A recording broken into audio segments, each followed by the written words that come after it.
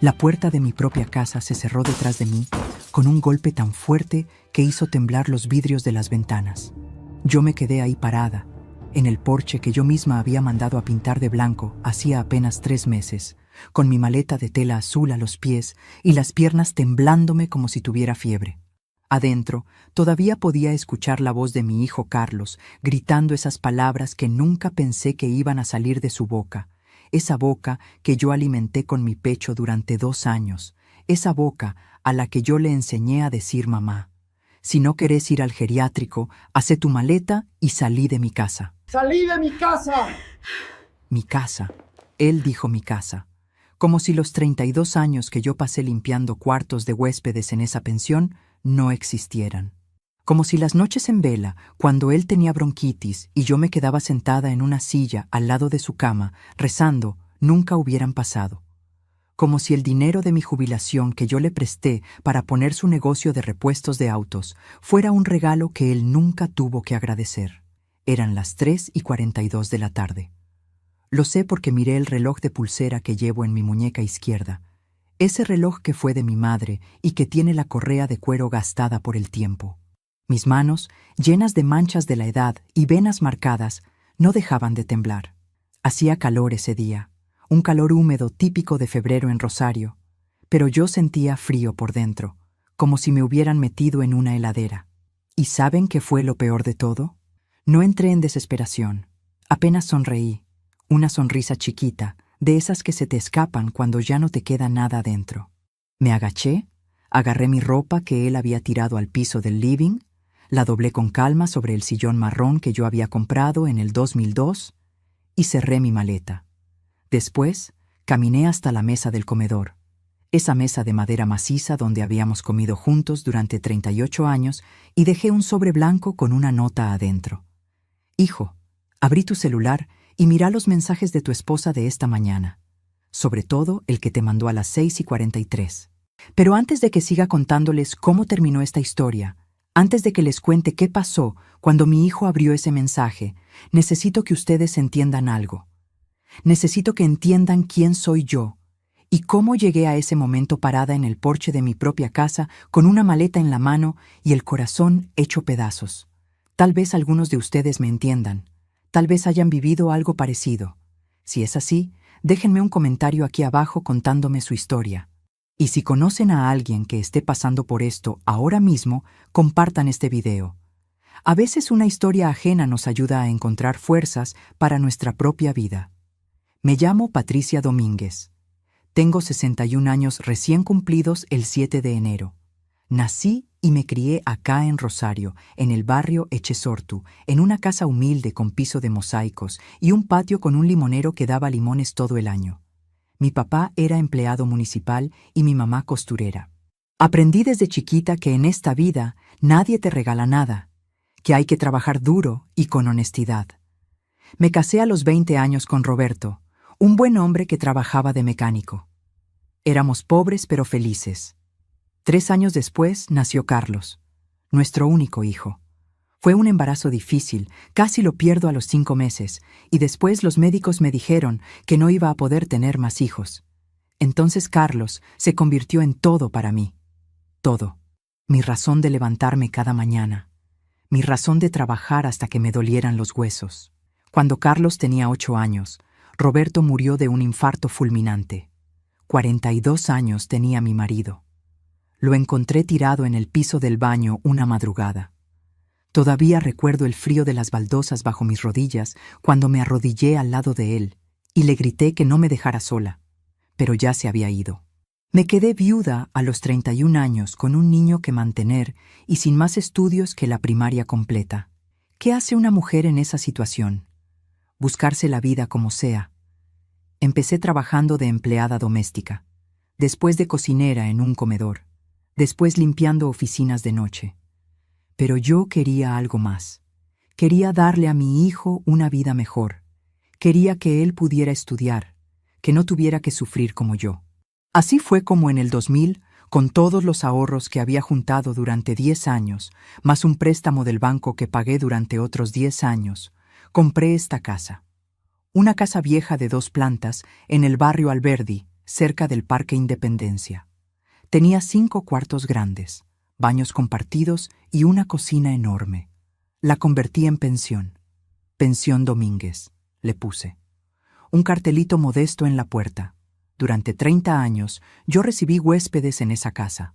Estudiantes universitarios que venían de pueblos del interior, trabajadores temporales, familias de pacientes que estaban internados en los hospitales de la zona. Yo les cocinaba, les lavaba la ropa, les hacía sentir que tenían un hogar lejos de su hogar. Me levantaba a las 5 de la mañana para preparar el desayuno. Me acostaba después de medianoche, después de limpiar la cocina y dejar todo listo para el día siguiente. Mis manos, estas manos que ahora tiemblan cuando hace frío, lavaron miles de sábanas. Estas rodillas que ahora me duelen, subieron y bajaron esas escaleras cientos de veces por día durante 3 décadas. Esta espalda que ahora me molesta cuando duermo, cargó colchones, baldes de agua, bolsas de ropa. Pero yo nunca me quejé, porque cada peso que entraba a esa casa era un peso para el futuro de Carlos. Le pagué los mejores colegios que pude pagar. Le compré los libros, los uniformes, las zapatillas de marca que él quería para no sentirse menos que sus compañeros. Cuando terminó la secundaria, le pagué la universidad. Estudió administración de empresas. Se recibió a los 25 años y yo estaba ahí en la ceremonia de graduación con un vestido que había comprado especialmente para ese día, llorando de orgullo. Después, él conoció a Daniela, una chica bonita, de familia de clase media, con estudios universitarios también. Yo me alegré. Pensé que mi hijo había encontrado una buena mujer. Se casaron cuando él tenía 28. Yo pagué la mitad de la fiesta. Fueron 120 invitados en un salón lindo del centro. Daniela lucía hermosa con su vestido blanco, y Carlos estaba tan elegante con su traje gris. Al principio, todo parecía ir bien. Ellos vivían en un departamento alquilado a 20 cuadras de mi casa. Yo seguía con mi pensión, pero ya estaba cansada.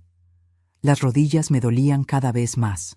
Los médicos me dijeron que tenía principio de artrosis, pero seguí trabajando porque no sabía hacer otra cosa. Hace 5 años, cuando yo cumplí 56, decidí jubilarme. Cerré la pensión. Ya no daba más. Los últimos huéspedes se fueron. Yo limpié la casa de arriba a abajo, y por primera vez en 30 años, esa casa quedó en silencio. Fue entonces cuando Carlos me propuso que ellos vinieran a vivir conmigo. Para ese entonces ya tenían 2 hijos, Mateo y Sofía, mis nietos hermosos. Él me dijo que el alquiler era muy caro, que necesitaban ahorrar para comprar algo propio algún día, que además yo estaba sola en esa casa grande y que nos haríamos compañía. Yo acepté sin pensarlo 2 veces. Estaba feliz. Iba a tener a mi familia cerca. Iba a poder ver crecer a mis nietos todos los días. Iba a poder cocinarles, cuidarlos, darles todo el amor que tenía guardado.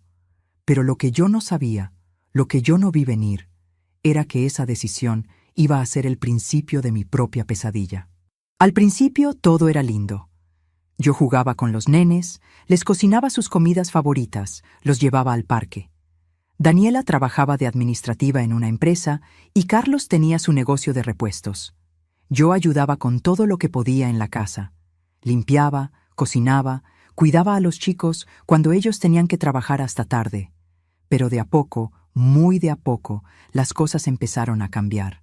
Daniela empezó a hablarme con un tono distinto. Ya no era Patri o suegra con cariño.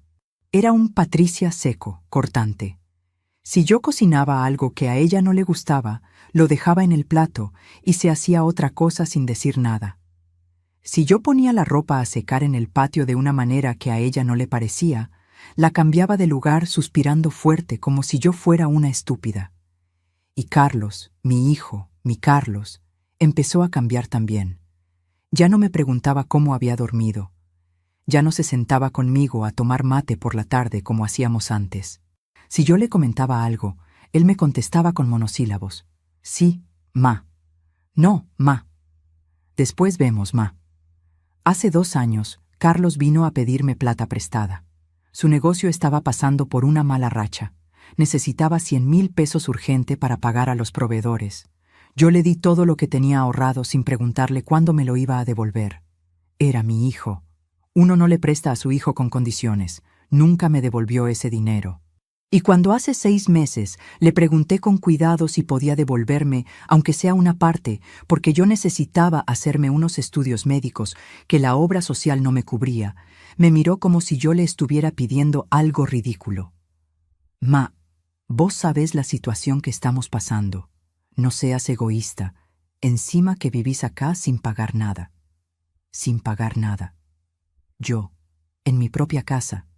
Y ahí fue cuando empecé a darme cuenta de que algo estaba muy mal. Daniela empezó a decirle a la gente que la casa era de ellos.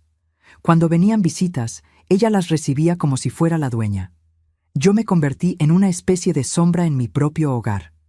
Comía en la cocina mientras ellos comían en el comedor. Miraba televisión en mi cuarto porque cuando yo estaba en el living, ellos ponían cara de fastidio. Los nenes, mis nietos, empezaron a tratarme diferente también, porque los chicos copian lo que ven en los adultos. Si Mateo me pedía que le preparara algo de comer, Daniela le decía, «Deja a la abuela tranquila, ella ya está grande y cansada», como si yo fuera un mueble viejo que estorba. Y llegamos a hoy, a esta tarde de febrero en la que todo explotó.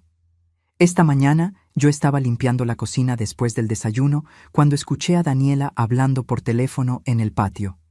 Hablaba bajo, pero las ventanas estaban abiertas y yo pude escuchar algunas frases. «Sí, mi amor. Pronto. Ya casi tengo todo listo. Él no sospecha nada. En cuanto consiga que firme los papeles de la casa». Me quedé helada con el trapo de cocina en la mano. ¿De qué papeles hablaba? ¿Quién era ese mi amor? ¿Y por qué hablaba de mi casa? No dije nada. Pero durante toda la mañana no pude dejar de pensar en eso. A la hora del almuerzo, Carlos llegó del trabajo de mal humor. Se sentó a comer sin saludarme. Yo les había preparado milanesas con puré, algo simple. Daniela probó el puré y dijo, «Está salado». No era cierto. Yo lo había probado. Estaba perfecto. Pero ella lo apartó con asco. Entonces Carlos dijo, «Ma, tenemos que hablar». Yo me senté en la mesa con el corazón latiéndome fuerte. Sabía que algo malo venía. «Mira», me dijo, «nosotros ya no podemos seguir así. Esta casa es muy chica para todos. Los chicos necesitan su espacio.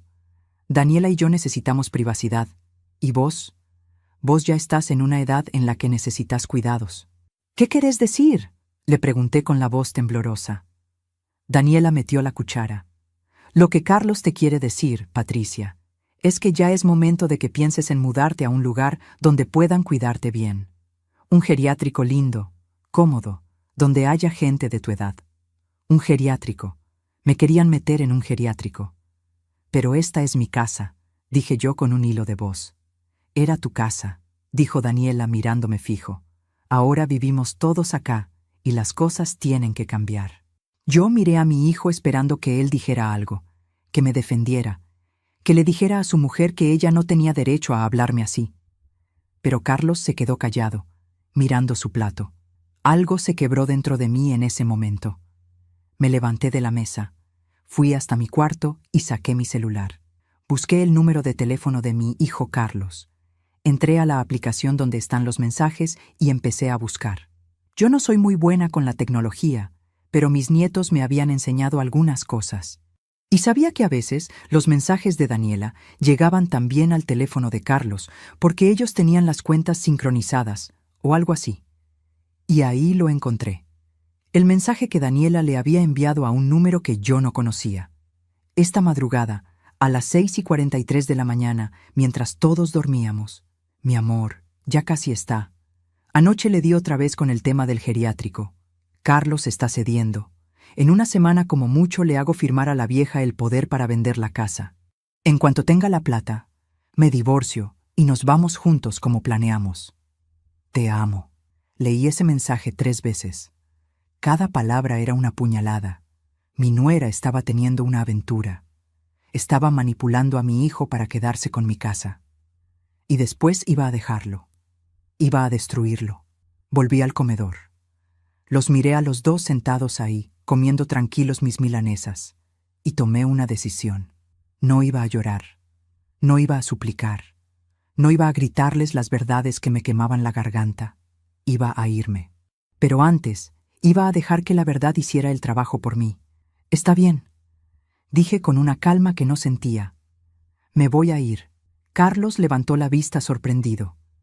Creo que esperaba que yo armara un escándalo, que llorara, que me aferrara a él como hacen las madres desesperadas en las novelas. Pero yo ya no era esa madre. ¿En serio, ma?, preguntó él casi con alivio. En serio. Fui a mi cuarto. Agarré mi maleta vieja, metí mi ropa, mis documentos, las pocas joyas que tenía, la foto de mi marido Roberto. No tardé más de 20 minutos. Cuando salí con mi maleta, Carlos estaba parado en el living con los brazos cruzados. Daniela estaba sentada en el sillón con una sonrisa de triunfo en los labios. «Ma, no hace falta que te pongas dramática», dijo Carlos. Esa fue la gota que derramó el vaso. Ahí fue cuando él gritó: «Si no querés ir al geriátrico, hacé tu maleta y salí de mi casa. Y acá estoy ahora, parada en el porche, con mi maleta a mis pies, el sobre blanco sobre la mesa del comedor, y mi hijo del otro lado de la puerta que acaba de cerrarse con tanta violencia. Respiro hondo, levanto mi maleta, y empiezo a bajar los 3 escalones del porche. Mis piernas tiemblan, mis ojos arden, pero no lloro. No voy a darles esa satisfacción. Camino hasta la esquina. Desde ahí llamo un taxi. Le doy la dirección de Marta, mi amiga de toda la vida, la única persona en este mundo en la que todavía confío. Y mientras espero que llegue el taxi, sentada en un banco de la parada de colectivo, mi celular empieza a sonar. Es Carlos. No atiendo. Vuelve a sonar. Y otra vez. Y otra vez. Después de la 7ª llamada, atiendo. «Mamá, mamá, ¿qué hiciste? ¿Qué carajo hiciste?» La voz de mi hijo está quebrada. Ya no es la voz de quien acaba de echarme de casa. Es la voz de un hombre que acaba de descubrir que su mundo se está derrumbando. Y yo, con esa misma calma fría que me sostuvo todo este tiempo, le digo: «Hijo, yo no hice nada. Solo dejé que la verdad hablara por mí». Y corto. El taxi llega. Subo. Cierro la puerta. Y mientras nos alejamos por las calles de mi barrio, miro por última vez esa casa donde viví 34 años. Esa casa que construí con mi sudor. Esa casa de la que me acaban de echar. Pero por primera vez en mucho tiempo, siento algo parecido a la paz. Porque yo ya no soy la Patricia que se deja humillar. Soy la Patricia que eligió su dignidad. El taxi avanzaba por las calles de Rosario mientras yo miraba por la ventana sin ver realmente nada. Las imágenes se mezclaban. El porche de mi casa, la cara de Carlos cuando me gritó, las manos de Daniela con esa sonrisa de triunfo. Pero sobre todo, me preguntaba una y otra vez la misma cosa que todas las madres nos preguntamos cuando nuestros hijos nos fallan.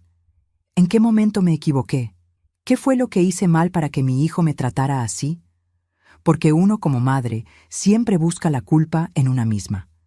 Siempre piensa que si el hijo salió de determinada manera, fue porque una no supo educarlo bien, porque le dio demasiado o le dio muy poco, porque trabajó de más o no estuvo suficiente presente. Es una condena que llevamos las madres, el peso de creer que todo lo que les pasa a nuestros hijos es responsabilidad nuestra.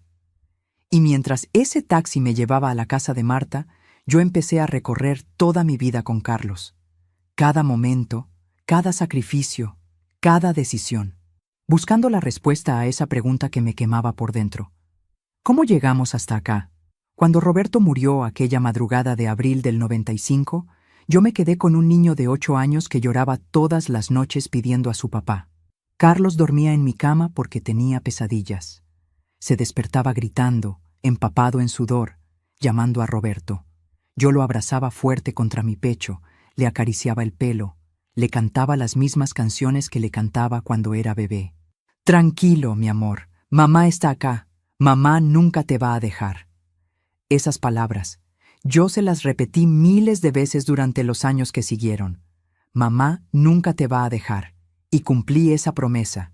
Nunca lo dejé, ni un solo día. Tal vez ese fue mi error. Tal vez debí haberlo dejado caer alguna vez para que aprendiera a levantarse solo. Los primeros años después de la muerte de Roberto fueron los más duros de mi vida. Yo trabajaba en 3 lugares diferentes. De 6 de la mañana a 2 de la tarde limpiaba casas. De 3 a 6 de la tarde cocinaba en un comedor escolar.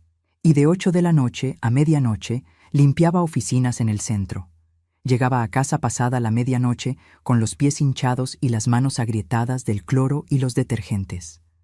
Carlos se quedaba con mi vecina, la señora Elsa, que me hacía el favor de cuidarlo después de la escuela. Yo le pagaba lo que podía, y ella, que era viuda también y entendía mi situación, me cobraba poco.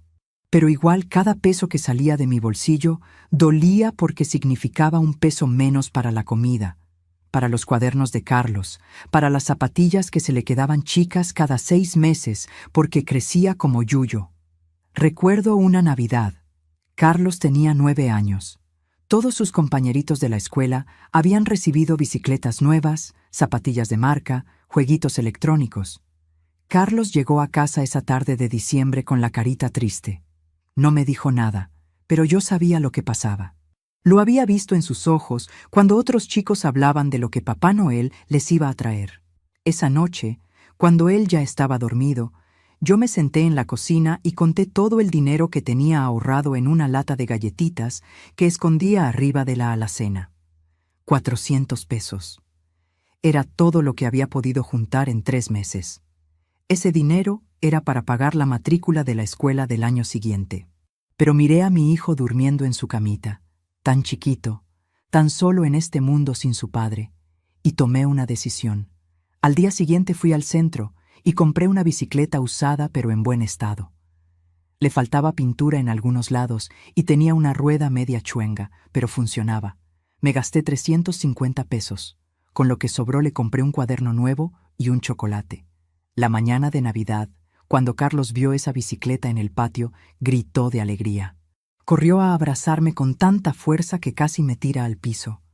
«Gracias, mamá, gracias. Sabía que Papá Noel no se iba a olvidar de mí». Yo le sonreí y le acaricié la cabeza. No le dije que Papá Noel no existía, que esa bicicleta la había pagado yo con el dinero de la matrícula, que al mes siguiente tuve que pedirle al director de la escuela que me dejara pagar en cuotas. No le dije nada porque verlo feliz valía cualquier sacrificio. Pero ahora, 30 años después, me pregunto si ese no fue el primer error.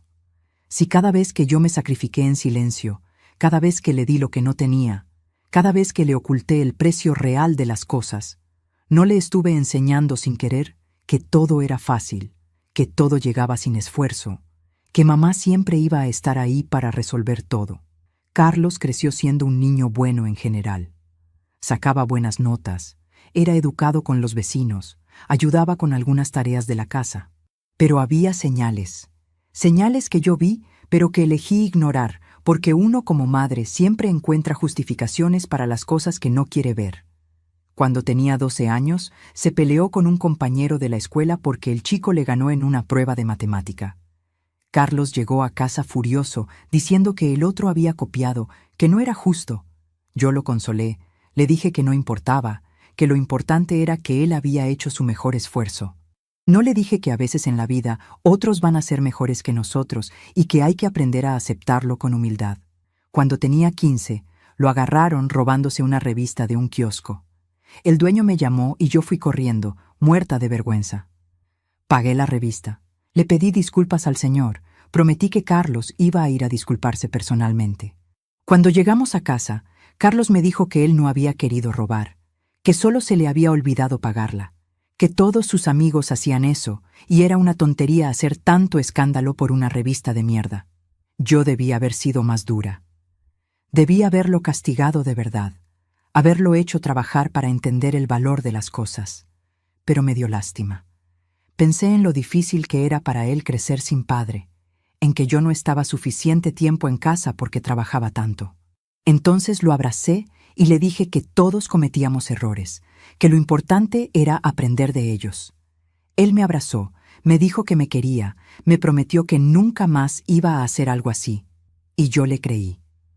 Porque uno siempre quiere creerles a los hijos. Cuando cumplió 18 y terminó la secundaria, le dije que era momento de que consiguiera un trabajo, por lo menos medio tiempo, mientras estudiaba.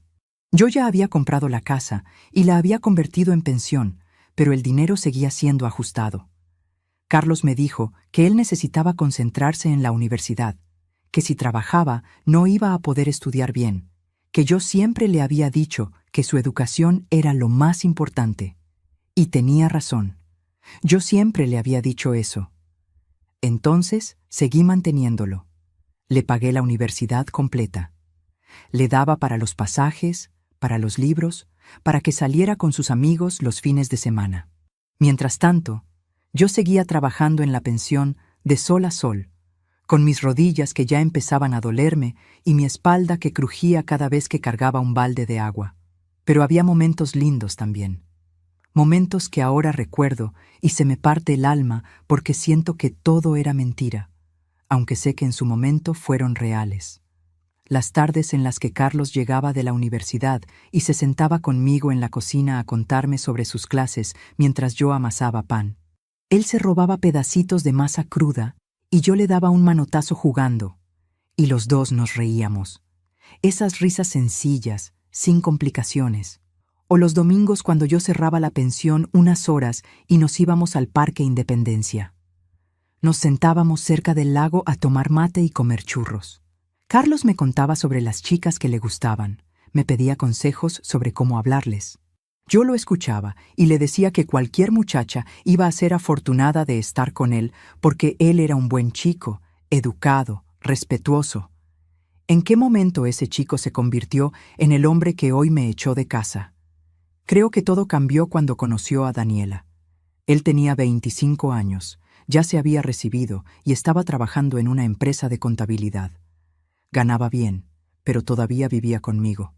Yo no le cobraba nada. Él me ayudaba a veces con algo de plata para los gastos de la casa, pero la mayor parte de su sueldo se lo gastaba en su ropa, su auto, sus salidas. Una noche llegó a casa con una chica, Daniela. Ella era alta, flaca, con pelo largo bien cuidado y ropa de marca. Cuando me la presentó, ella me dio 2 besos en las mejillas, pero con una distancia rara, como si tocarme le diera un poco de asco. Sé que suena feo decir esto, pero fue lo que sentí. «Mucho gusto, Patricia», me dijo. No me dijo señora, ni doña, ni siquiera suegra, aunque todavía no lo era. Patricia, así nomás, como si fuéramos amigas de la misma edad. Yo les preparé la cena esa noche. Hice mi especialidad, empanadas caseras de carne. Las de Carlos favoritas, esas que él comía de a 6 cuando era adolescente. Pero cuando puse el plato en la mesa, Daniela miró las empanadas como si fueran algo del otro mundo. «Ay, no, gracias, Patricia. Yo estoy a dieta. ¿No tenés una ensalada?» Carlos, que siempre devoraba mis empanadas, esa noche también pidió ensalada. Como si de repente mis empanadas no fueran suficientemente buenas para él. Ese debió haber sido mi primer aviso, pero yo lo dejé pasar. Los meses siguientes, Daniela empezó a aparecer cada vez más seguido por casa. Ella criticaba todo, con una sonrisa dulce que no llegaba a los ojos. «Ay, qué linda la casa, tan antigua. Qué interesante tu trabajo, Patricia. Cuánto sacrificio debe haber sido tener una pensión». Decía las palabras correctas, pero el tono era de lástima, como si yo fuera una pobre mujer que no había sabido hacer algo mejor con su vida. Y Carlos empezó a cambiar. Ya no se sentaba conmigo en la cocina. Cuando yo le contaba cosas de la pensión, de los huéspedes, él me escuchaba con una cara de aburrimiento que antes nunca había tenido. Empezó a decirme que yo trabajaba demasiado, que ya era momento de que pensara en descansar, que la pensión era un trabajo demasiado duro para una mujer de mi edad. Yo tenía 52 años. No era ninguna anciana. Pero él ya me estaba viendo como a alguien vieja, inútil, que debía retirarse. Se casaron cuando él tenía 28 y ella 26. Yo, como dije, pagué la mitad de la fiesta. Fueron más de 20,000 pesos. Todo el dinero que tenía ahorrado para arreglar el techo de la casa, que ya empezaba a gotear cuando llovía. Pero era la boda de mi hijo. Era su día especial. El techo podía esperar. En la fiesta, yo bailé con Carlos el vals de madre e hijo. Él me abrazó mientras bailábamos y me susurró al oído: «Gracias por todo, ma. Sos la mejor madre del mundo». Yo lloré. Lloré de felicidad, de orgullo, de amor. Pensé que todo el sacrificio había valido la pena, que mi hijo era un hombre bueno que había encontrado a una buena mujer y que iban a ser felices. No imaginé que menos de 10 años después, ese mismo hijo me iba a echar de mi propia casa. Después de la boda, ellos se mudaron a un departamento alquilado. Los primeros años yo los veía seguido. Iba a visitarlos, les llevaba comida. Cuando nació Mateo, mi primer nieto, yo estuve en el hospital toda la noche esperando. Cuando por fin me dejaron entrar a conocerlo, lo sostuve en mis brazos y sentí que mi corazón iba a explotar de amor. Pero Daniela, incluso en esos primeros días de maternidad, ya mostraba su verdadera cara. No me dejaba cuidar al bebé sola. Decía que yo era muy brusca, que no lo sostenía bien, que los métodos de ahora eran diferentes a los de mi época. Como si yo no hubiera criado a un hijo, como si no hubiera visto crecer a docenas de bebés de mis huéspedes en la pensión durante 30 años. Y Carlos no me defendía, solo me decía, «Déjala, ma, está muy sensible, es el posparto». Siempre había una excusa para el comportamiento de Daniela. Está cansada, está estresada, está con cambios hormonales, está preocupada por la plata, está, pero nunca había ninguna excusa para mí cuando yo me sentía dolida, cuando yo necesitaba que mi hijo me viera, que me defendiera, que me dijera que mi lugar en su vida importaba. Cuando Sofía nació 3 años después, yo ya casi no tenía rol de abuela. Daniela había construido un muro entre mis nietos y yo. Las visitas eran cortas, siempre con ella presente, siempre controlando cada palabra que yo les decía a los chicos. Y entonces llegó el día en el que Carlos me propuso que ellos vinieran a vivir conmigo. Yo ya me había jubilado. Había cerrado la pensión porque mi cuerpo ya no daba más. Vivía sola en esa casa grande con mi pequeña jubilación y algunos ahorros. Y cuando Carlos llegó con esa propuesta, yo me ilusioné. Pensé que era mi oportunidad de recuperar a mi familia, de ser parte de la vida de mis nietos, de volver a cocinar para mi hijo como antes. «Va a ser temporario, ma», me dijo Carlos, «hasta que juntemos para comprarnos algo». Temporario. Ya van 5 años. El primer año fue más o menos llevadero. Yo todavía tenía algo de autoridad en mi propia casa. Pero de a poco, Daniela fue tomando control de todo. Cambió los muebles del living sin preguntarme. Pintó las paredes de colores que a mí no me gustaban, pero no me consultó. Empezó a recibir sus amigas como si fuera su casa, y yo era la que debía desaparecer en mi cuarto cuando había visitas. Hace un año, en mi cumpleaños número 60, yo esperé todo el día que me felicitaran, que me dieran aunque sea un abrazo. Pasó la mañana, pasó el mediodía, pasó la tarde. A la noche, cuando ya estaba por irme a dormir, Mateo se acordó. «Abuela, ¿hoy no era tu cumpleaños?» Yo asentí con un nudo en la garganta. El nene corrió a buscar a su papá. Carlos salió de su cuarto con cara de culpa. «Ay, ma, perdón, con todo el trabajo se me pasó». No hubo torta, no hubo regalo, no hubo abrazo.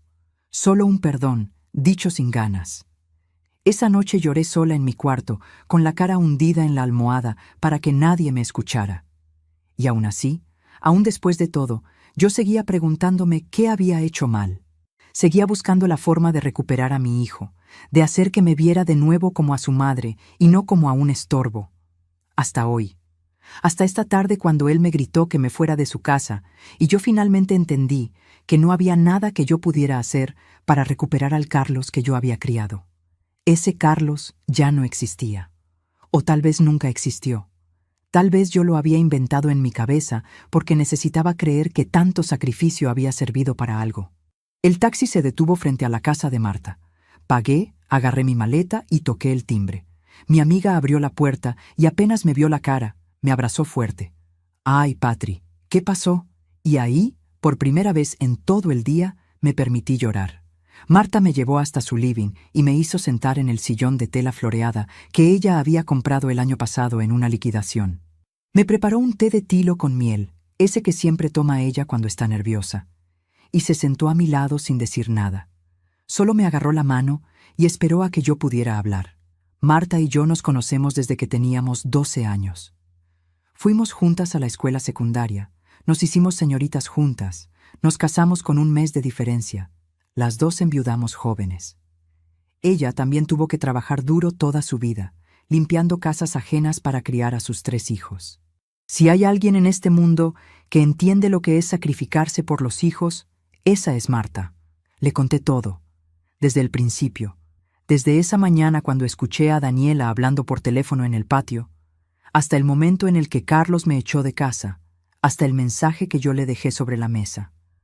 Cuando terminé de hablar, Marta se quedó callada un momento largo. Después sacudió la cabeza y apretó mi mano con fuerza. Patri, vos hiciste lo correcto. Lo único correcto que podías hacer en esta situación. ¿Sí? Le pregunté con la voz quebrada. Porque yo no sé, Marta. Yo no sé si hice bien. Es mi hijo, mi único hijo. ¿Y si ahora me odia para siempre? ¿Y si nunca más vuelvo a ver a mis nietos? Marta me miró fijo a los ojos. ¿Y qué ibas a hacer? ¿Quedarte ahí, dejando que te pisotearan? ¿Dejar que esa mujer te robara tu casa y encima destruyera a tu hijo sin que él se diera cuenta? No, Patri. Vos le diste a Carlos una oportunidad de abrir los ojos antes de que fuera demasiado tarde. Tal vez ella tenía razón.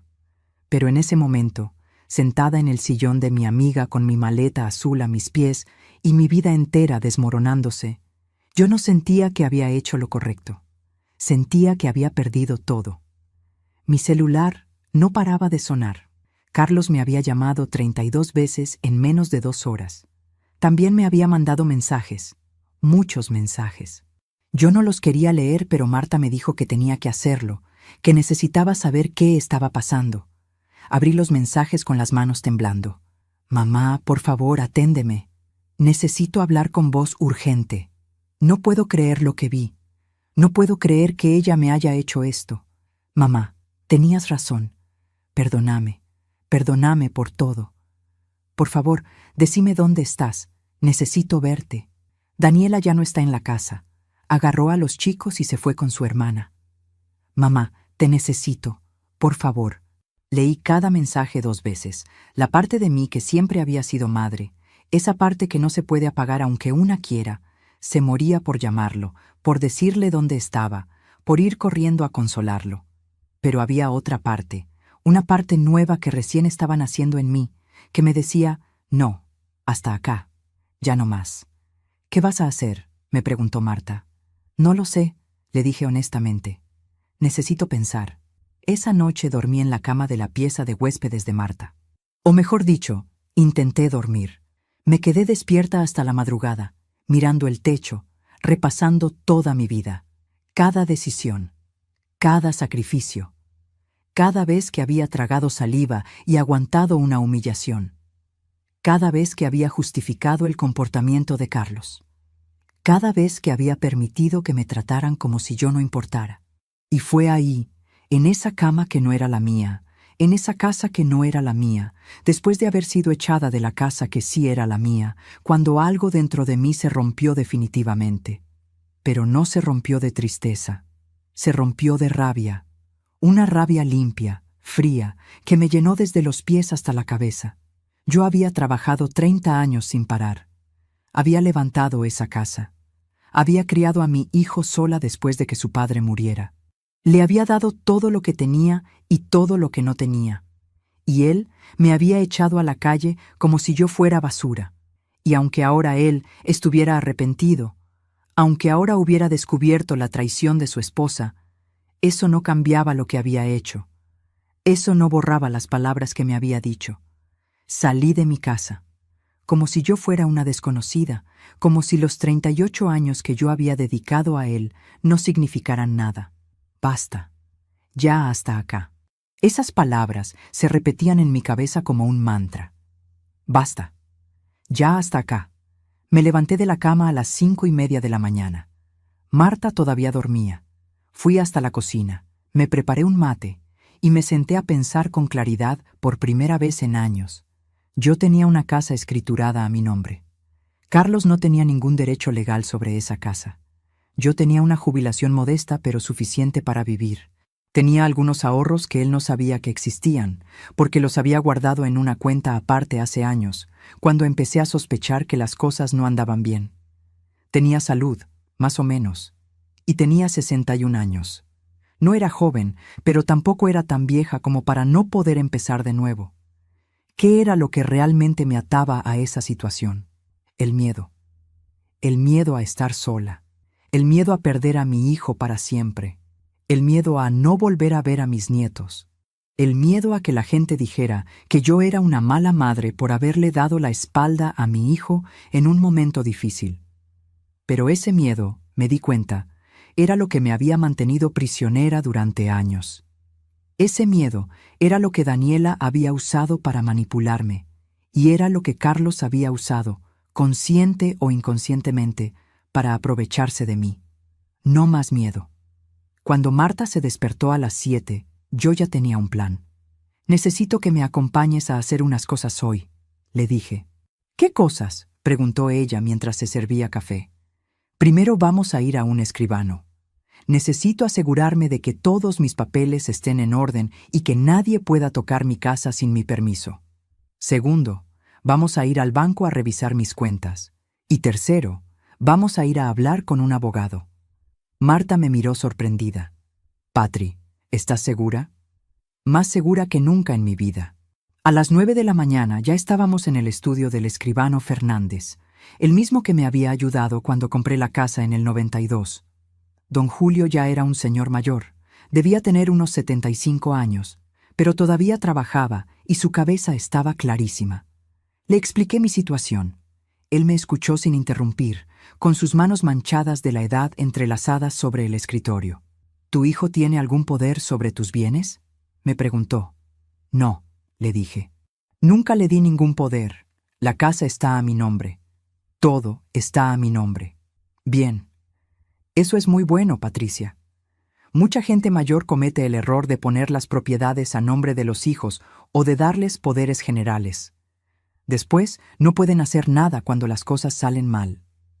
Me explicó que yo tenía control total de mi casa, que nadie podía venderla, alquilarla ni hacer nada con ella sin mi firma y mi presencia personal. Me recomendó que hiciera un testamento claro para evitar problemas futuros, y me sugirió que pusiera una nota en el registro de propiedad prohibiendo que se hicieran trámites sobre mi casa sin una verificación especial de mi identidad. «Es una medida de protección», me explicó, «en caso de que alguien intente falsificar tu firma o presentar documentos falsos». Yo no pensaba que Carlos fuera capaz de hacer algo así, pero ya tampoco sabía de qué era capaz mi hijo. Así que acepté todo lo que don Julio me recomendó. Después fuimos al banco. Revisé mis cuentas. Tenía más dinero del que recordaba. En todos estos años, cada vez que podía, yo había guardado algo. 50 pesos por acá, 100 por allá. En mi cuenta de ahorro principal tenía 83,000 pesos. No era una fortuna, pero era suficiente para vivir con tranquilidad durante un buen tiempo si yo era cuidadosa con los gastos. También descubrí que Carlos tenía acceso a mi cuenta corriente, esa donde me depositaban la jubilación. Él me había convencido hace 2 años de que me agregara como autorizado por si te pasa algo, ma, para que yo pueda ayudarte con los trámites. Yo, idiota, había aceptado. Le pedí a la empleada del banco que sacara a Carlos de mi cuenta inmediatamente. Ella me hizo firmar unos papeles y me aseguró que a partir de ese momento solo yo tendría acceso. El último paso fue ir a ver a la abogada. Una mujer joven, no tendría más de 40 años, que una amiga de Marta me había recomendado. Se llamaba doctora Romina Paz. Le conté todo, absolutamente todo. Ella tomó notas en su computadora mientras yo hablaba. Cuando terminé, ella me miró con una mezcla de tristeza y determinación. «Patricia, lo que su hijo y su nuera le hicieron tiene nombre. Se llama violencia económica y psicológica contra adultos mayores. Es un delito. Un delito. Ni siquiera se me había ocurrido pensar en esos términos. Usted podría hacer una denuncia», continuó. «Podría iniciar acciones legales. Tiene derecho a hacerlo». «No quiero meter a mi hijo preso», dije enseguida. «Lo entiendo, pero necesito que entienda que usted tiene derechos y que necesita protegerlos. Aunque no quiera denunciar, Necesita dejar constancia de lo ocurrido, por las dudas. Me sugirió que hiciera una carta documento intimando a Carlos a que respetara mi propiedad y mi autonomía. También me recomendó que si él intentaba presionarme o amenazarme, lo documentara todo: mensajes, llamadas, testigos. Por ahora, me dijo, su hijo está en shock porque descubrió la infidelidad de su esposa. Está buscando apoyo en usted porque es lo que siempre hizo. Pero cuando se le pase el shock, puede ser que vuelva a caer en los viejos patrones. Puede ser que intente convencerla de que vuelva, de que las cosas van a cambiar, de que él ha aprendido la lección. Y tal vez sea cierto, pero tal vez no. Sus palabras me cayeron como un balde de agua fría, porque yo sabía que tenía razón. Yo conocía a Carlos, sabía cómo funcionaba, y sabía que en unos días, cuando procesara todo lo que había pasado, iba a venir a buscarme. Iba a llorar, iba a pedirme perdón, iba a prometerme que todo iba a ser diferente. Y la vieja Patricia, la Patricia de antes de hoy, habría vuelto corriendo. Habría perdonado todo. Habría vuelto a poner su vida en segundo plano para cuidar de su hijo. Pero yo ya no podía ser esa Patricia. Algo se había quebrado dentro de mí y no había forma de volver a pegarlo. Cuando salimos del estudio de la abogada, ya era la 1 de la tarde. Marta me invitó a almorzar en un restaurante del centro. Nos sentamos en una mesa junto a la ventana y pedimos milanesas con papas fritas. Comida simple, rica, reconfortante. Mientras comíamos, Marta me preguntó, ¿y ahora qué, Patri? ¿Qué vas a hacer? Yo masticaba despacio, pensando, no lo sé todavía, pero sé lo que no voy a hacer. No voy a volver a esa casa como si nada hubiera pasado. No voy a dejar que Carlos piense que puede tratarme así y después pedirme perdón, y ya está, todo arreglado. No voy a seguir siendo la mamá que aguanta todo en silencio. ¿Y la casa? Es mi casa, está a mi nombre.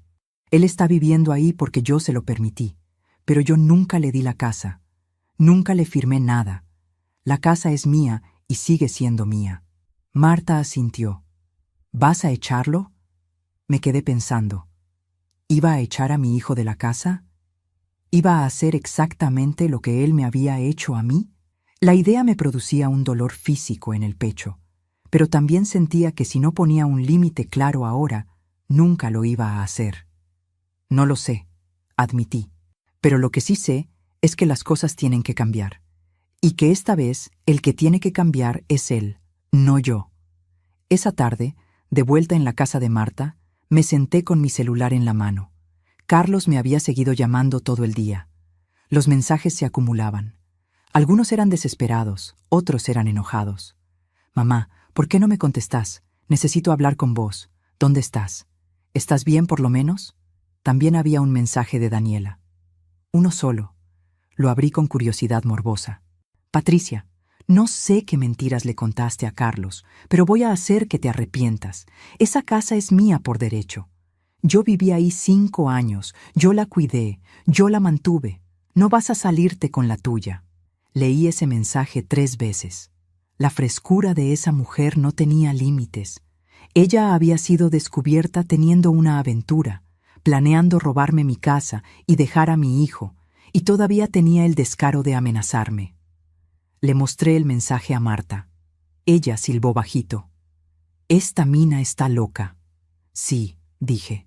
Y estuvo viviendo bajo mi techo durante 5 años. Le saqué captura de pantalla al mensaje y se lo mandé a la doctora Romina por WhatsApp, como ella me había dicho que hiciera si recibía cualquier amenaza.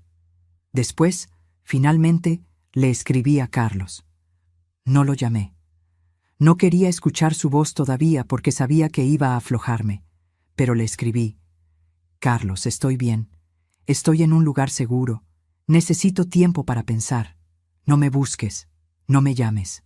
Cuando esté lista para hablar, yo te voy a contactar. Mientras tanto, aprovechá para pensar vos también. Pensá en cómo me trataste. Pensá en cómo llegamos a esto. Y pensá si de verdad querés tener una relación conmigo o solo me necesitas cuando te conviene. Le di enviar antes de arrepentirme. La respuesta llegó en menos de 1 minuto. Mamá, por favor, perdóname. No sabes cómo estoy. Daniela me estaba engañando hace meses. Todo era mentira. Y yo te traté como basura. Tenés razón en todo. Pero por favor, no me abandones ahora. Te necesito.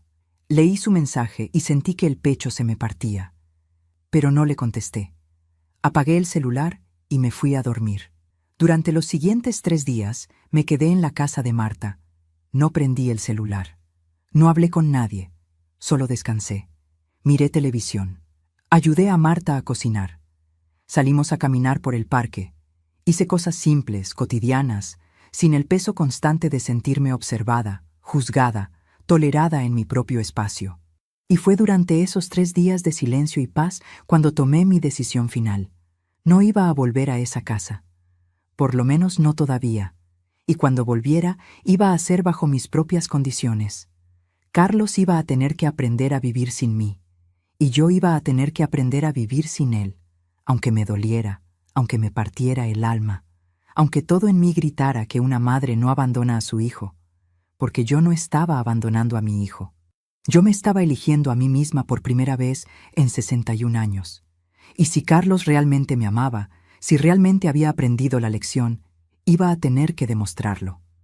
Con acciones, no con palabras. El 4.º día prendí mi celular. Tenía 83 llamadas perdidas y más de 100 mensajes, la mayoría de Carlos, algunos de números que no conocía.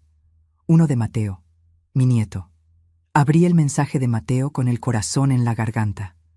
Abuela, ¿dónde estás? Te extraño. Papá está muy triste. Mamá se fue y no volvió. ¿Vos tampoco vas a volver? Cerré los ojos. Respiré hondo y tomé el teléfono. Marqué el número de Carlos. Él atendió al primer ring. ¿Mamá? Sí, Carlos, soy yo. Tenemos que hablar. La voz de Carlos sonaba destruida, ronca, como si hubiera pasado días sin dormir.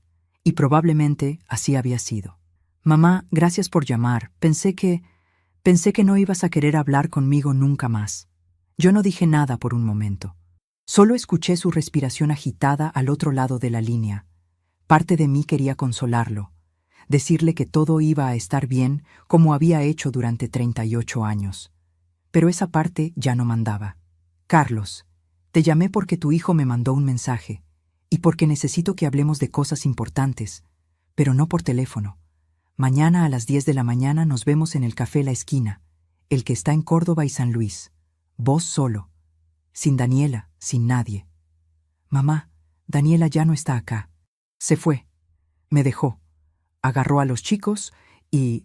Mañana a las 10, repetí con firmeza. Ahí hablamos de todo. Y corté antes de que él pudiera seguir hablando. Antes de que su dolor me ablandara. Marta me miró desde el sillón con una mezcla de orgullo y preocupación. ¿Estás segura de que querés verlo tan pronto? No estoy segura de nada, le dije honestamente. Pero si no lo enfrento ahora, nunca lo voy a hacer. Esa noche casi no dormí. Ensayé en mi cabeza todo lo que le iba a decir, cada palabra, cada argumento, porque sabía que Carlos iba a intentar convencerme, iba a usar su dolor para manipularme, consciente o inconscientemente. Y yo necesitaba estar preparada. A las 9:30 de la mañana siguiente, Marta me acompañó en colectivo hasta el centro. Ella se quedó esperándome en una plaza cercana mientras yo caminaba las 2 cuadras hasta el café. Llegué 5 minutos antes. Me senté en una mesa del fondo, pedí un cortado y esperé con las manos apretadas sobre la cartera. Carlos llegó exactamente a las 10. Lo vi entrar por la puerta de vidrio y me impactó su aspecto. Tenía ojeras profundas, la ropa arrugada, el pelo sin peinar. Se veía 10 años más viejo que hacía una semana. Cuando me vio, sus ojos se llenaron de lágrimas. Caminó hasta mi mesa y se quedó parado ahí, como esperando permiso para sentarse. Yo le señalé la silla con la cabeza. Él se sentó pesadamente. «¡Mamá!», empezó con la voz quebrada. «No», lo interrumpí. «Primero vas a escuchar, después vas a hablar, ¿entendido?». Él asintió como un niño regañado. Yo respiré hondo y empecé. «Carlos, hace 4 días me echaste de mi propia casa. Me gritaste, me humillaste, Me trataste como si yo fuera un estorbo, como si los 38 años que pasé criándote, sacrificándome por vos, no significaran nada. Y lo hiciste delante de tu esposa, dándole a ella el poder de decidir sobre mi vida, sobre mi casa, sobre mi dignidad. Mamá, yo... Todavía no terminé, dije con voz firme. Durante 5 años viví en mi propia casa sintiéndome una intrusa, bancándome los desprecios de tu mujer, esperando que vos me defendieras aunque sea una vez, una sola vez, pero nunca lo hiciste. Siempre había una excusa para ella. Siempre yo era la que tenía que entender, la que tenía que aguantar, la que tenía que hacerse chiquita para no molestar. Carlos tenía la cabeza gacha. Las lágrimas le caían sobre la mesa. Te presté plata que nunca me devolviste. Te di mi casa sin cobrarte un peso. Te crié solo después de que tu papá murió. Trabajé hasta que el cuerpo me dolía para que vos pudieras estudiar, para que tuvieras una vida mejor que la mía. ¿Y cómo me pagaste? Echándome a la calle como a un perro. Perdóname, susurró él. Perdóname, mamá. Tenés razón en todo. Yo fui un hijo de puta. Fui un mal hijo, el peor hijo del mundo. No te estoy diciendo esto para que te sientas culpable, continué. Te lo estoy diciendo para que entiendas que las cosas tienen que cambiar. Ya no puedo seguir siendo la madre que aguanta todo en silencio. Ya no puedo seguir poniendo tus necesidades adelante de las mías. Tengo 61 años, Carlos. No soy eterna. Y no quiero pasar el tiempo que me queda sintiéndome menos que nada. No, mamá, vos nunca fuiste menos que nada. Sos todo para mí. Entonces demóstralo, le dije mirándolo fijo a los ojos, porque las palabras ya no me alcanzan. Nos quedamos en silencio un momento. La moza se acercó y le preguntó a Carlos si quería algo. Él pidió un café que ni siquiera tocó cuando se lo trajeron. Mamá, dijo finalmente. Daniela me engañó durante meses.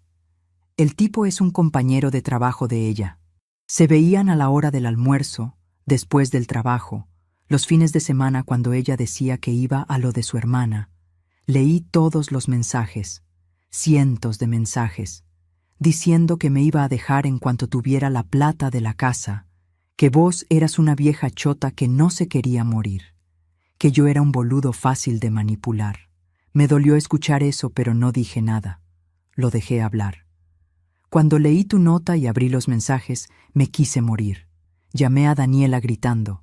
Ella vino corriendo desde donde estaba, pensando que algo le había pasado a los chicos. Cuando me vio con el celular en la mano, se puso blanca. Intentó negarlo primero, pero yo le mostré los mensajes. Entonces cambió de estrategia. Me dijo que yo tenía la culpa, que yo nunca le prestaba atención, que estaba cansada de vivir con mi mamá, que ella se merecía algo mejor. Carlos se limpió la cara con la servilleta. Agarró 2 bolsos, metió ropa de ella y de los chicos y se fue a lo de su hermana. Me dijo que me iba a pedir el divorcio, que iba a pedir la mitad de todo. Le dije que yo no tenía nada a mi nombre, que la casa era tuya. Se puso como loca. Empezó a gritar que ella había vivido ahí 5 años, que tenía derecho, que iba a conseguir un abogado y me iba a dejar en la calle. Ella no tiene ningún derecho sobre mi casa, dije tranquila. Ya fui a ver a un abogado. La casa está a mi nombre y está protegida. Daniela no puede tocar nada. Carlos me miró con sorpresa. ¿Ya fuiste a ver a un abogado? Sí. También fui al banco y te saqué el acceso a mi cuenta, y fui al escribano a asegurarme de que todos mis papeles estuvieran en orden. Porque aunque vos seas mi hijo, yo no puedo confiar en que no vayas a intentar quedarte con lo que es mío. Vi cómo esas palabras le dolían. Pero era necesario que lo entendiera. La confianza se había roto, y reconstruirla iba a llevar tiempo, si es que alguna vez se podía reconstruir. Mamá, yo nunca intentaría robarte nada. Carlos, hace una semana me dijiste que esa casa era tuya. Me echaste de mi casa como si vos fueras el dueño. ¿Cómo querés que confíe en vos? No tuvo respuesta para eso. Los chicos me preguntan por vos todo el tiempo, dijo después de un silencio largo. Mateo no entiende por qué te fuiste. Sofía llora por las noches pidiendo a su abuela. Daniela no me los quiere dejar ver. Dice que primero tengo que conseguir un abogado y arreglar las cosas legalmente. Sentí una puñalada en el pecho al pensar en mis nietos. Ellos no tenían la culpa de nada de esto, pero tampoco podía dejar que Carlos usara a los chicos para manipularme. Eventualmente vas a poder ver a tus hijos, le dije, pero ahora mismo necesitas concentrarte en arreglar tu vida. Conseguí un buen abogado. Empecé los trámites de divorcio. Y sobre todo, Carlos, pensá en qué tipo de padre querés ser. ¿En qué tipo de hombre querés ser? No sé cómo hacer esto solo, admitió él con la voz rota. Siempre estuviste vos para ayudarme con todo. No sé ni cómo se paga una boleta de luz. No sé cocinar. No sé lavar la ropa. Ahí estaba, el verdadero problema. Yo lo había hecho todo por él durante toda su vida. Y ahora que estaba solo, no sabía cómo funcionar como adulto. Vas a tener que aprender, le dije sin emoción. Porque yo ya no voy a estar ahí para hacerlo por vos. ¿No vas a volver a casa?, preguntó con pánico en los ojos. No lo sé, le dije honestamente. Todavía no lo decidí. ¿Y si yo cambio? ¿Y si aprendo a hacer las cosas? ¿Y si te demuestro que puedo ser mejor? Carlos, vos tenés 38 años. No deberías necesitar que tu madre te enseñe a ser una persona decente. Eso ya deberías saberlo. Él se cubrió la cara con las manos y empezó a llorar. No sollozos discretos. Llantos fuertes, desesperados. La gente en las otras mesas empezó a mirarnos. Yo me sentí incómoda, pero no me moví. No lo abracé, no lo consolé, lo dejé llorar. Cuando finalmente se calmó, le dije, tengo condiciones. Si algún día decido volver a esa casa, van a ser bajo mis condiciones. Y la primera condición es que entiendas que es mi casa, no tuya, mía. Vos vas a vivir ahí porque yo te lo permito, no porque tengas derecho. Sí, mamá, lo que digas. La segunda condición es que empieces a pagar mi alquiler. No mucho, pero algo, porque necesitas aprender que todo en esta vida cuesta, y que nadie te debe nada, ni siquiera tu madre.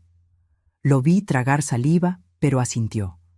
La tercera condición es que vayas a terapia, porque necesitas aprender a poner límites, a no dejarte manipular, a valorar a las personas que realmente te quieren. Está bien.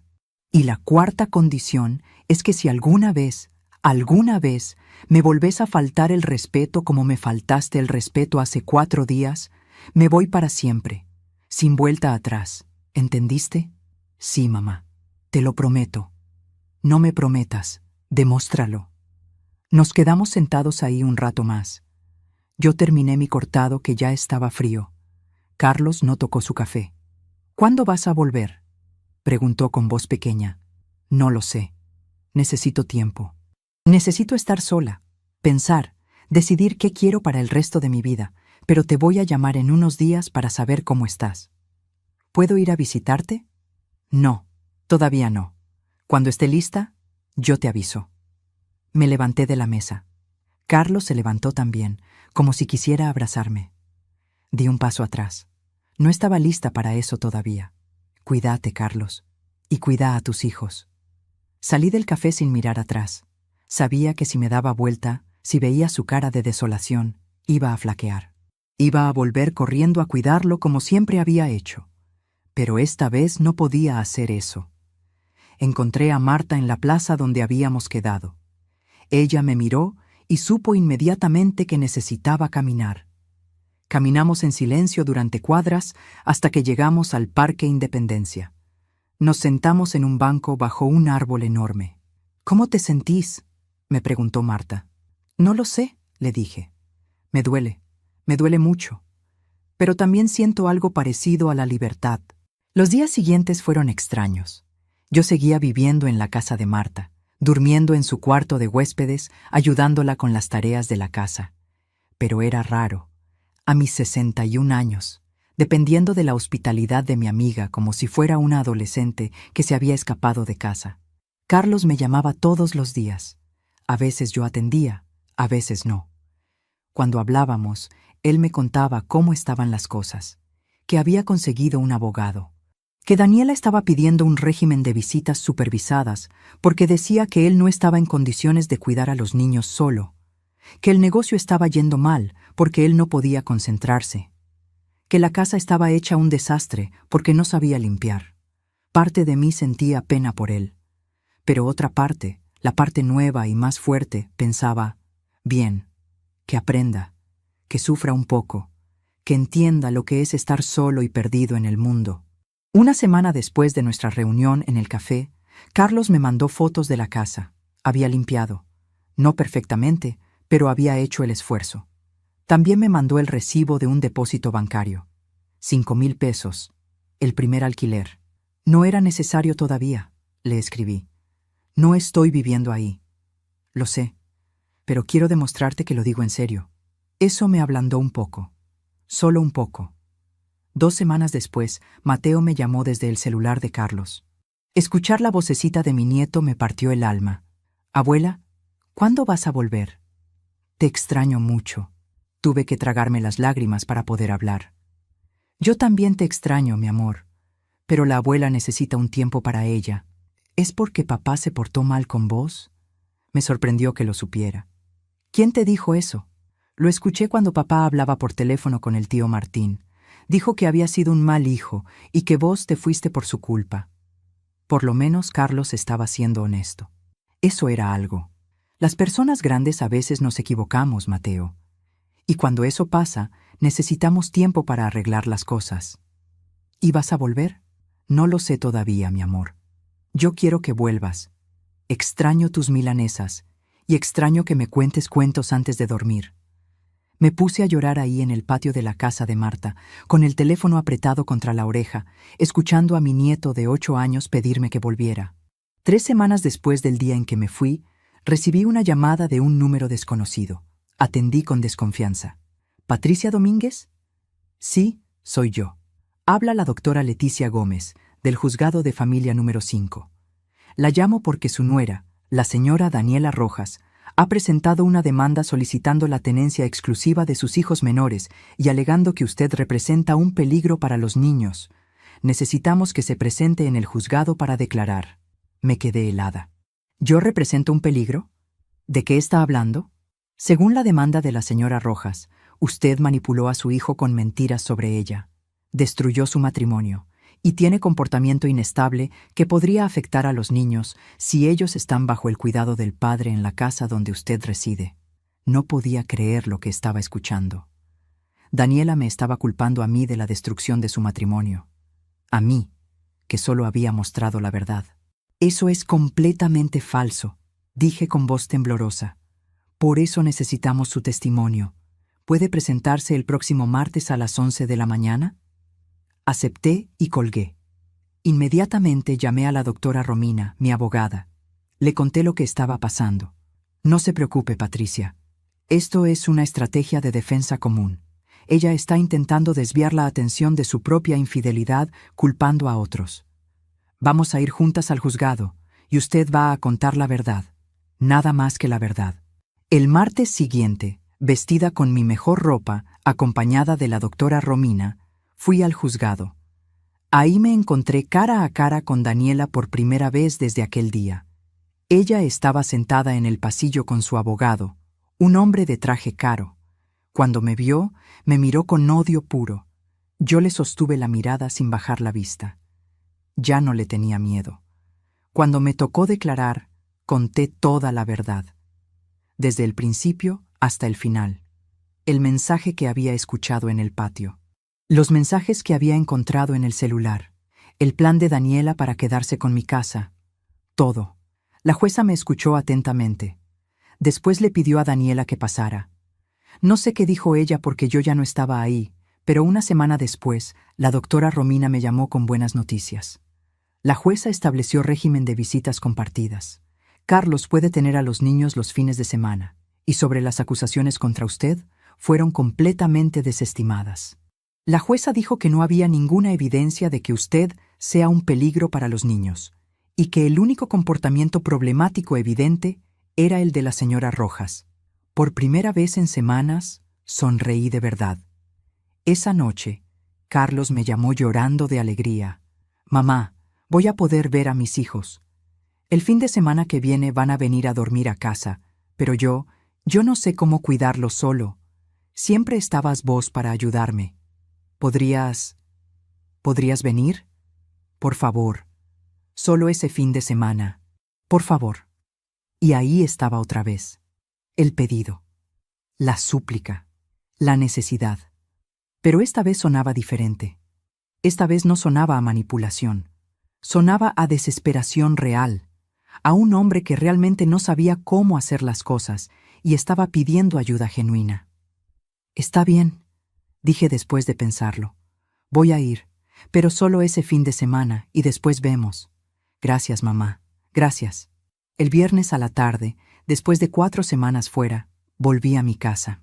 Carlos abrió la puerta y cuando me vio, se largó a llorar y me abrazó fuerte.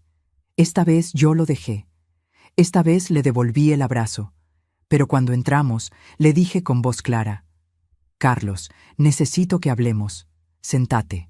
Nos sentamos en el comedor, en esa mesa donde tantas cosas habían pasado. Y ahí, mirándolo a los ojos, le dije todo lo que necesitaba decir. Yo voy a ayudarte con tus hijos este fin de semana.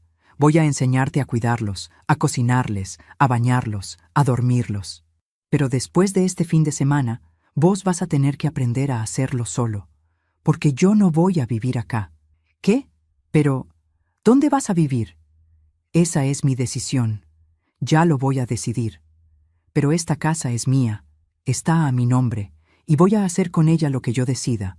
Tal vez te la alquile, tal vez la venda, tal vez vuelva a vivir acá pero sola, no lo sé todavía. Vi el pánico en sus ojos, pero también vi algo más. Respeto. Por primera vez en años, mi hijo me estaba mirando con respeto. Esta casa vale mucho dinero, Carlos.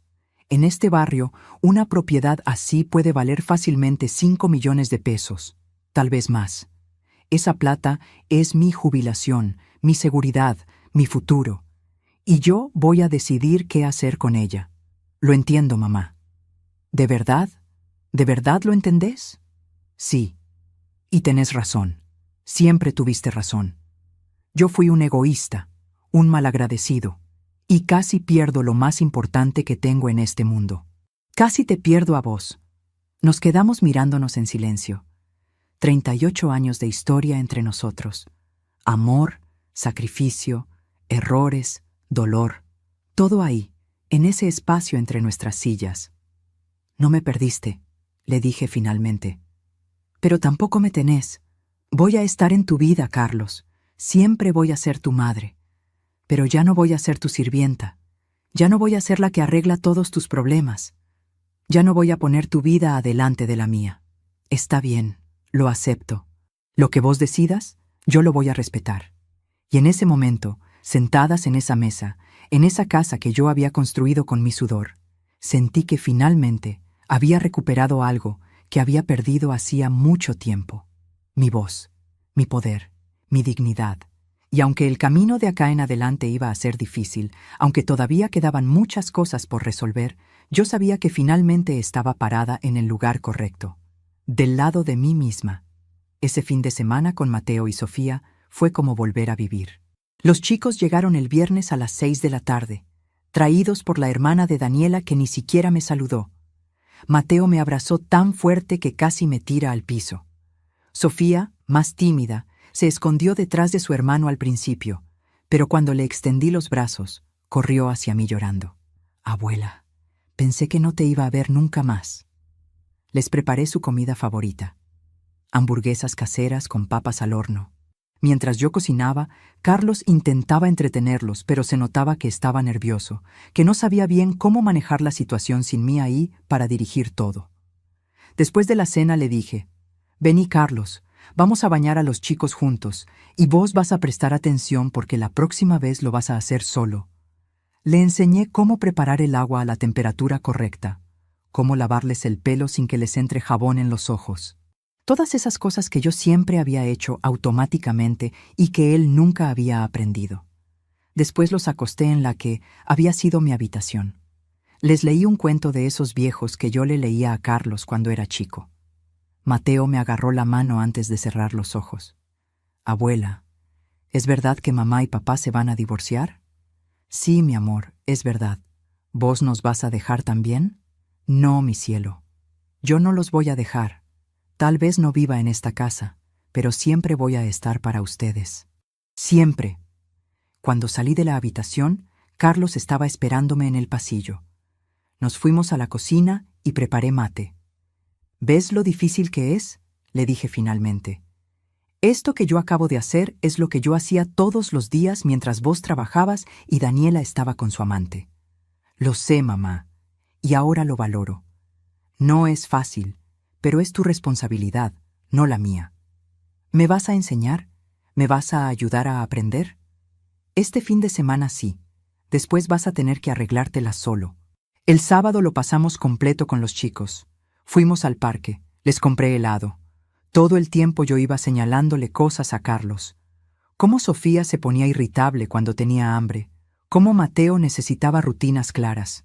Esa noche, Carlos los acostó solo. Yo me quedé en la puerta, observando.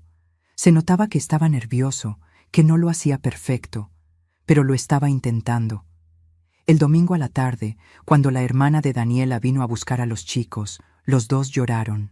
Cuando el auto se alejó, Carlos se apoyó contra la pared del recibidor y se puso a llorar como un niño. «Vas a estar bien», le dije. «Y ellos también van a estar bien. Solo necesitan tiempo». Esa noche, antes de irme, Carlos me habló de sus problemas sin esperar que yo los resolviera. «Mamá, el negocio está muy mal. Tal vez tenga que cerrarlo, buscar un trabajo en relación de dependencia, algo más estable». Parte de mí quería ofrecerle plata, pero me mordí la lengua. Esta vez Carlos iba a tener que resolver sus problemas solo. «Me parece una decisión inteligente», fue lo único que dije. Pasaron las semanas. Yo seguía viviendo en la casa de Marta, pero necesitaba encontrar mi propio lugar. Una tarde, Marta me dijo: «Patri, ¿te acordás de la Sole? Tiene un departamento chico que quiere alquilar en Villa Carlos Paz. Un monoambiente con balcón que da a las sierras. Villa Carlos Paz. A 80 kilómetros de Rosario. Lejos de los problemas. Lejos de la casa que tenía 30 años de recuerdos. ¿Cuánto pide de alquiler? 18.000 por mes, servicios incluidos. Con mi jubilación de 25.000 era ajustado pero posible. Decile a Sole que me interesa». Una semana después fuimos a verlo. El departamento era chico pero luminoso. Y el balcón.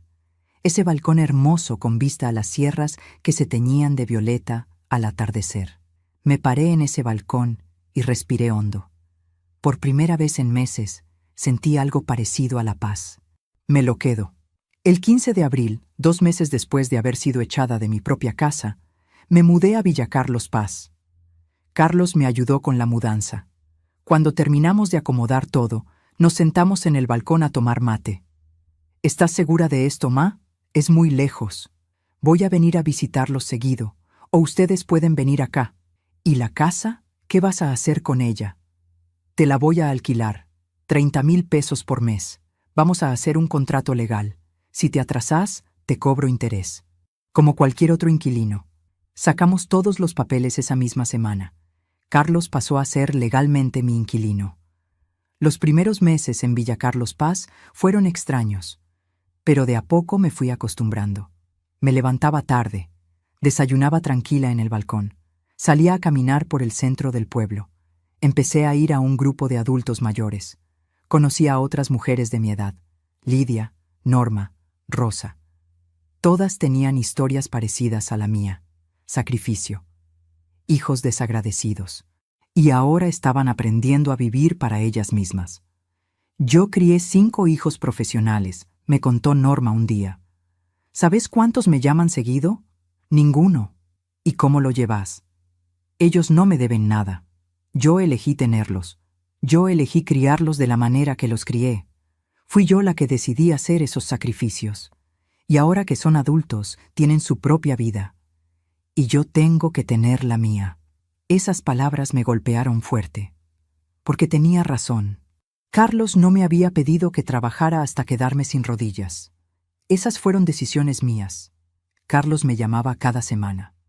Me contaba sobre los chicos, sobre su trabajo nuevo. Había conseguido empleo como contador en una empresa mediana. Me contaba que estaba aprendiendo a cocinar, que cada vez se sentía más cómodo cuidándolo solo. Un día me llamó. Mamá, el juez dictaminó el divorcio.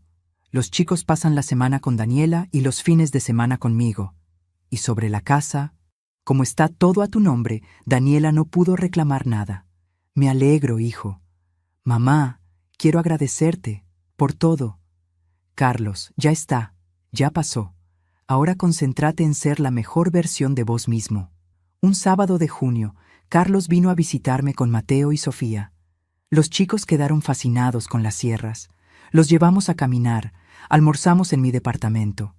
Después de comer, Carlos y yo salimos al balcón. Esta casa te queda bien, ma. Te ves diferente, más liviana. Me siento yo. ¿Sos feliz acá? Pensé en la pregunta. Extrañaba a mis nietos. Extrañaba algunas cosas de mi casa, pero también estaba tranquila. Dormía bien. No tenía ese nudo permanente en el estómago. Sí, creo que sí soy feliz. Yo también estoy mejor. Sigue siendo difícil, pero estoy aprendiendo, y creo que estoy siendo mejor padre ahora. ¿Por qué decís eso? Porque ahora los conozco de verdad. Sé que les gusta, sé que les da miedo. Antes no sabía nada porque siempre estabas vos para hacerlo.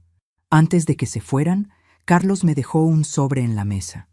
Cuando lo abrí, encontré 30,000 pesos y una nota. Alquiler del mes, siempre a tiempo. Te lo prometo. Te quiero, mamá. Una noche de julio, mientras tomaba un té en mi balcón mirando las estrellas, pensé en todo el camino recorrido desde aquella tarde de febrero. Había perdido cosas, mi casa, la cercanía diaria con mis nietos, pero había ganado otras. Mi dignidad, mi autonomía, mi paz. Y lo más importante, había recuperado mi voz. Ya no era la Patricia que se callaba, la Patricia que aguantaba. Era simplemente Patricia, con 61 años, con arrugas y canas y rodillas que dolían, pero con la espalda derecha y la cabeza en alto. Y si pudiera volver atrás a aquel día en el porche, con mi maleta azul y el corazón hecho pedazos, la respuesta sería sí. 1000 veces sí. Porque ese día tomé la decisión más importante que había tomado nunca, la decisión de elegirme a mí misma. Y eso no tenía precio.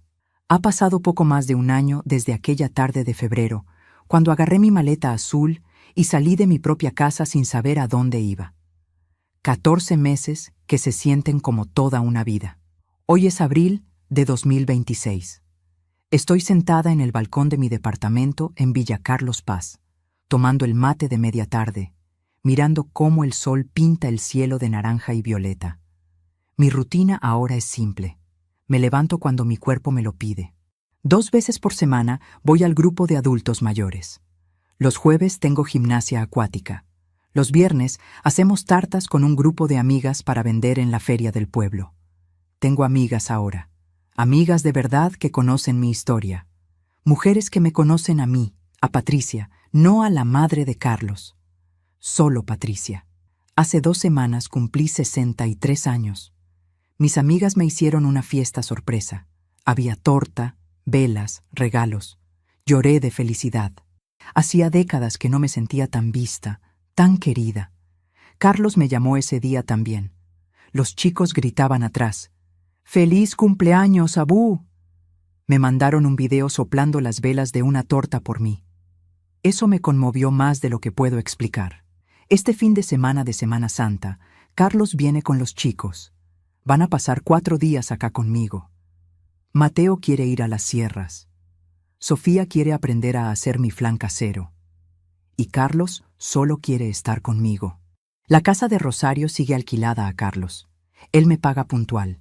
Hace 3 meses me aumentó el alquiler sin que yo se lo pidiera. Ma, con la inflación, te voy a pagar 40. Es lo justo. Lo acepté porque era importante que él entendiera el valor de las cosas. La relación con Daniela sigue tensa. Ella no me habla. Me culpa de todo. Del divorcio, de haber perdido la casa, de tener que trabajar tiempo completo. La escuché una vez gritando por teléfono. Todo era perfecto hasta que esa vieja metió la nariz donde no la llamaban. No sentí rabia. Sentí pena. Su amante la dejó cuando descubrió que no iba a haber plata. Pero no es mi problema. Yo ya gasté demasiados años cargando problemas que no eran míos. Carlos ha cambiado, no de la noche a la mañana. Tuvo recaídas. Buscaba que yo volviera a resolverle la vida. Pero yo mantuve mis límites. Con amor, pero con firmeza. Carlos, llama al pediatra. Carlos, vos podés. Confía en vos. Y de a poco aprendió. Aprendió a cocinar, a hacer las compras, a ser adulto. Y lo más importante, aprendió a ser padre. Un padre presente. Ahora es él quien peina a Sofía, revisa las tareas de Mateo, se levanta en la madrugada cuando tienen pesadillas. La semana pasada Norma me preguntó, «Patri, ¿te arrepentís de algo?» Me arrepiento de no haber puesto límites antes. De haberle enseñado a Carlos que mi amor era infinito y sin condiciones, cuando la realidad es que el amor sano tiene límites. Me arrepiento de haberme perdido a mí misma durante tantos años. ¿Y de haber salido de tu casa? De eso no me arrepiento ni un segundo. Fue lo mejor que pude haber hecho, por mí y, aunque suene raro, por él también. Esta tarde sonó el timbre. Era Carlos, con una bolsa en la mano. ¡Sorpresa! Vine solo. Pensé que podíamos pasar la tarde juntos, vos y yo. Entró y me dio un paquete. Era un portarretratos grabado con una frase. La fuerza de una mujer no se mide por lo que aguanta, sino por lo que deja de aguantar. Sos la mujer más fuerte que conozco, ma. Y me avergüenzo de haberme tardado 61 años de tu vida en darme cuenta. Preparé café y nos sentamos en el balcón. Un silencio cómodo, sin tensión. ¿Cómo estás vos, Carlos? De verdad, mejor. Hay días difíciles en los que me siento solo, pero también hay días buenos. Días en los que los chicos y yo nos reímos hasta que nos duele la panza. Y me siento orgulloso de mí mismo. ¿Sos feliz, ma? Sí, más feliz de lo que he sido nunca. Ma, hay algo que necesito decirte. Gracias por no abandonarme. Yo te traté como basura. Y vos tenías todo el derecho de darme la espalda. Pero me pusiste límites sin abandonarme. Eso lo valoro más de lo que las palabras pueden expresar. Vos sos mi hijo, Carlos. Pero ya no puedo ser la madre que se deja pisotear. Puedo ser tu madre y al mismo tiempo respetarme a mí misma. Se quedó esa noche. A la mañana siguiente preparé el desayuno. Antes de irse me abrazó fuerte y me susurró, «Te quiero, vieja». Ahora estoy acá otra vez, en mi balcón, en mi vida que elegí para mí. Y quiero decirles algo a ustedes que me han escuchado. A ustedes que tal vez tienen hijos que no los valoran, familias que los dan por sentado. Nunca es tarde para elegirse a uno mismo. Nunca es tarde para poner límites. Yo tenía 61 años cuando tomé la decisión más importante de mi vida. Algunas personas me dijeron que estaba loca, que una madre tiene que aguantar todo, pero están equivocadas. Una madre, cualquier persona, tiene derecho a ser tratada con dignidad. Tiene derecho a vivir en paz, no en constante humillación.